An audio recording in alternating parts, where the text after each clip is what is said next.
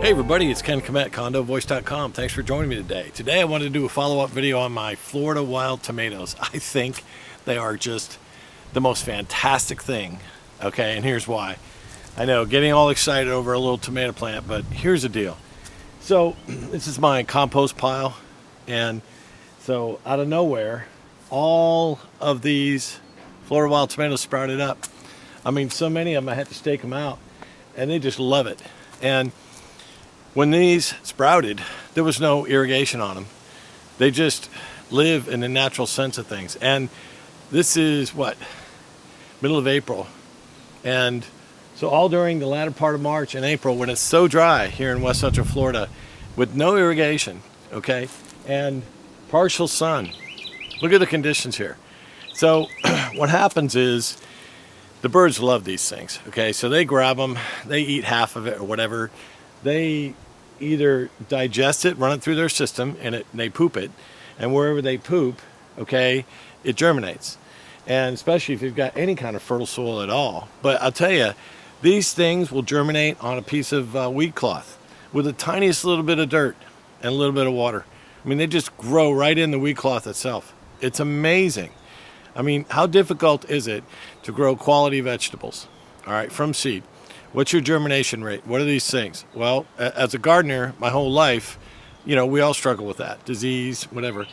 But in this case, you've got a naturally Florida native seed, Florida native plant that loves the state of Florida, loves the temperatures, can handle the extreme environment one way or the other, the cold, the lack of water, the drought, the you name it. It just survives. And if it doesn't survive, it just reproduces. And I also wanted to show you here. So here's the pile of dirt, right? And you can see right here, those are new plants. So basically a tomato dropped in the dirt, and I have chickens. Now the thing here is the chickens, they tend to turn the soil for me, which is great. By the way, if you got chickens or you got a compost pile, just let them get in that compost pile. They'll turn that soil for you. They'll mix the dirt in with the composting organic matter, and it winds up being a wonderful thing. But all over this pile, even areas where they didn't dig and scratch, I've got little tiny plants popping up everywhere.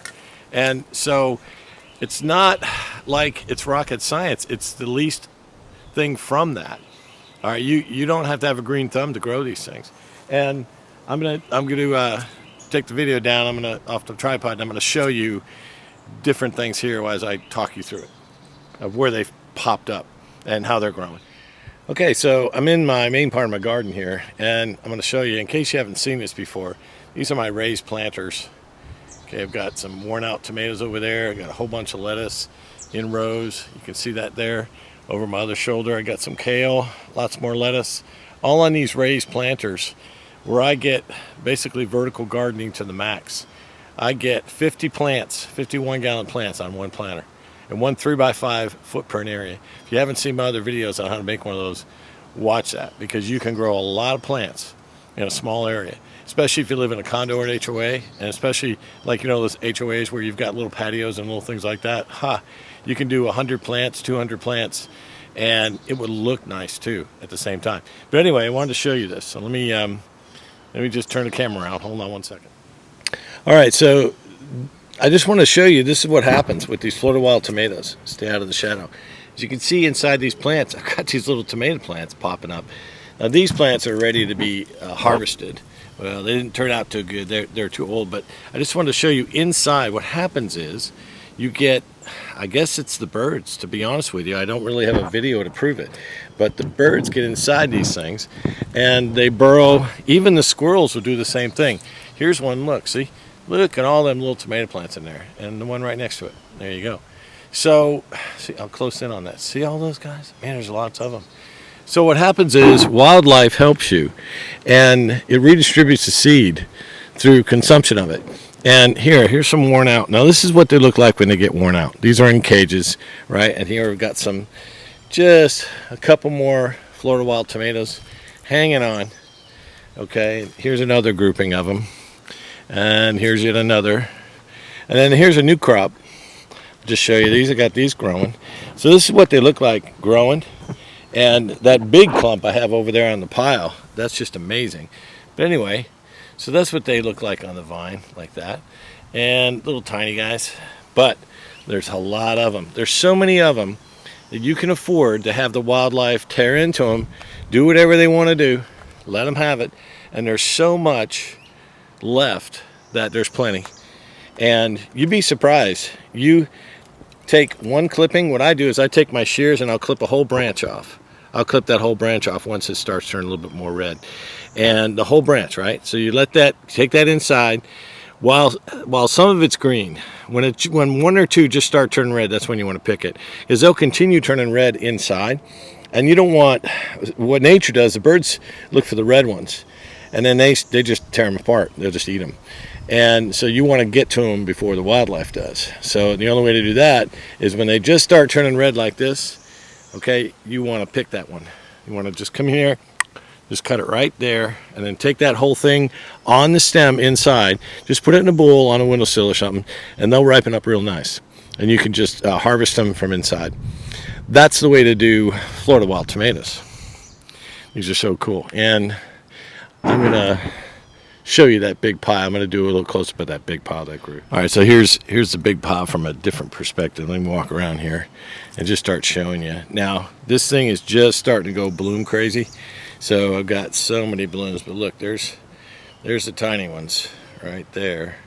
Let's let me back away. There's some more little tiny ones there. I want to walk around here without stepping on a whole bunch. And this thing gets so sprawly looking. There's a nice grouping there. Okay. That's what I need to be picking that one right now. I need to be cutting that and picking it. But look, they're just, if you look at the video here, you can see inside. I mean, the challenge is to find them. I mean, they get inside all these branches, and you just got to go hunting for them. There's a new group popping up right there. So you got to go inside there and you got to find them. And you got all the blooms, but then you're going to have, so it's in a constant stage of production. This whole thing, constant stage of production. Blooms, green and red tomatoes. See, look, if I go inside here, you see them. Watch my fingers there. There's another one if I can get the camera in there. See? And it's great that they're inside because then the birds would be less apt to grab them. But anyway, I just wanted to show you the massive growth that this can do. And I didn't do anything. I didn't fertilize these.